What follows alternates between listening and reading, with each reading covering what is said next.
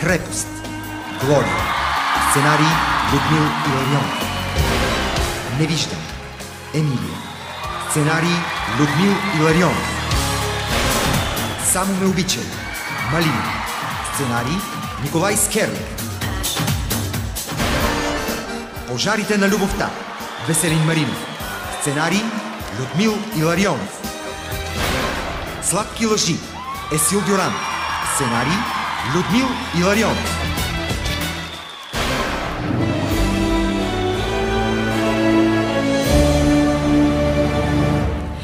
Сценарият чертае пътя към сърцето на зрителят. А наградата, която звучи така академично, ще обяви Анелия Ранчева, журналист от Българска национална телевизия.